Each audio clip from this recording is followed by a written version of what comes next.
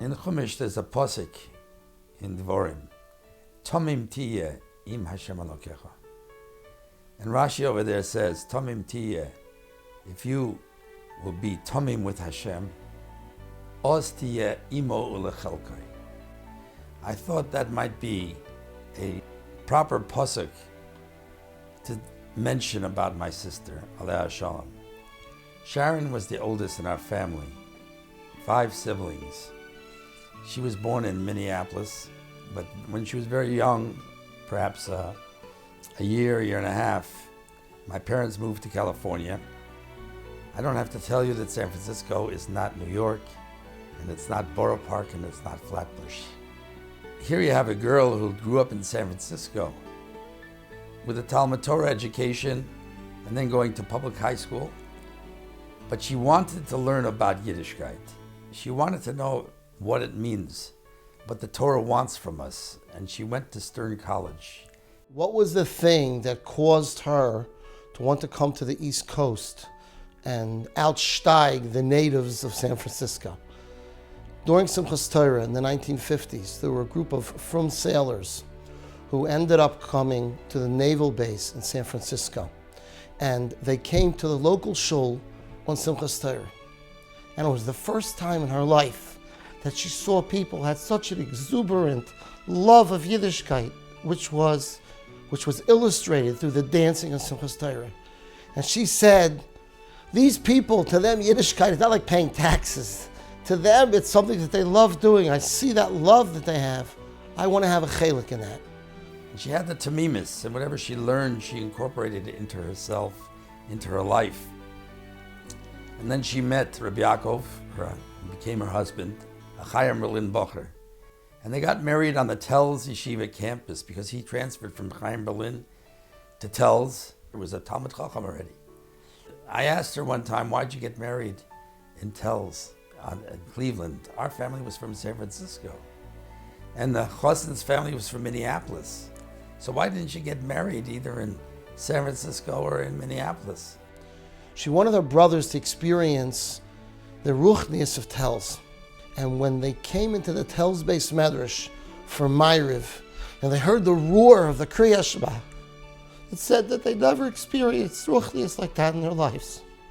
And as a result of this, them coming to the Telz campus, and my mother-in-law's foresight, my uncle Rav David Lapp went to Eretz Yisrael for 9 years straight without coming home. And his brother Rabbi Chiel Lapp went to Eretz Yisrael for 8 years straight without coming home. That's 17 years of Limanat Torah without interruption, because she had the seichel and the foresight and the bina to know that it would transform them.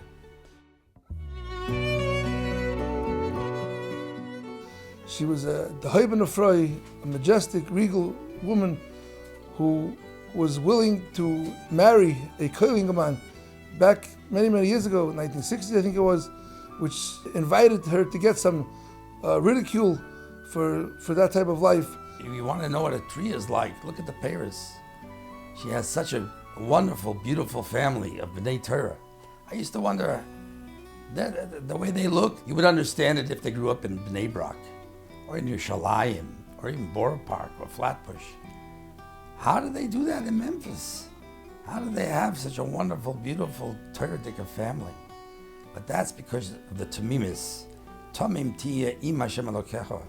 If you go with sincerity with HaKadosh Baruch Hu, then He builds a family for you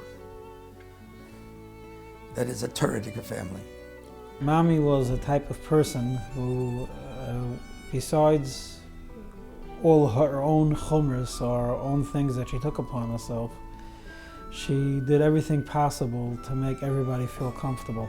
For this one it meant getting Chalav Yisrael, for this one it meant getting this type of meat, for this one it meant getting this brand of matzah, or for this one it meant stopping to eat gebruks. She did whatever she had to do in order to make them feel totally comfortable in her home.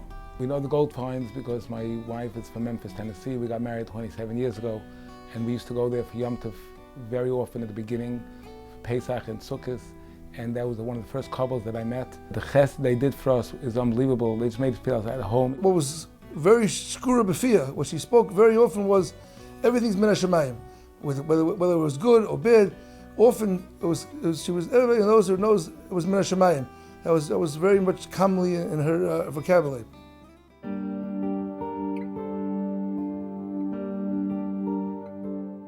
She became the bobby and the secretary and the driver to all of these little kinderlach. Her petira was a tremendous loss to the school. Obviously, it made a tremendous void in the school, but hopefully, Mitzvah Hashem, the indelible impression that she made on them in the time that she was there will last forever. Mrs. Goldfein gave people medicine when they needed. Mrs. Goldfein did everything with pleasure.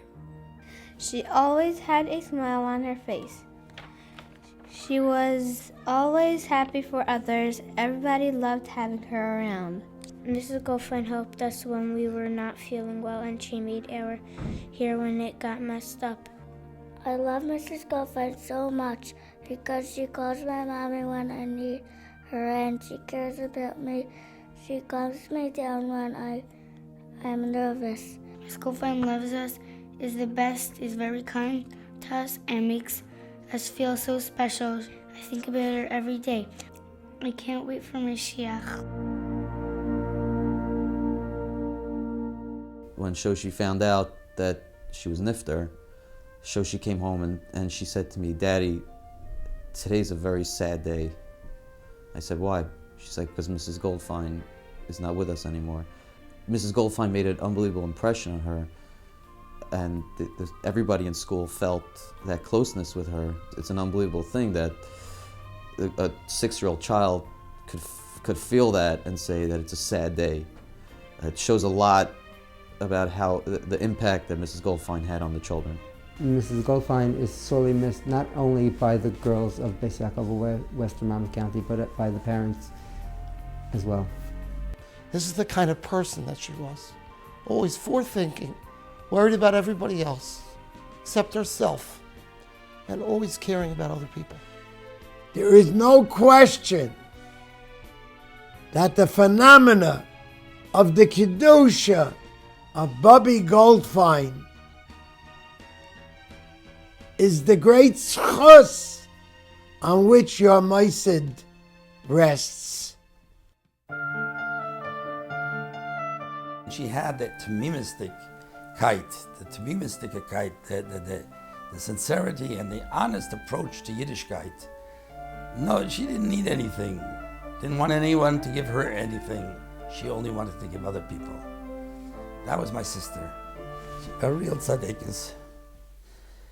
I miss her.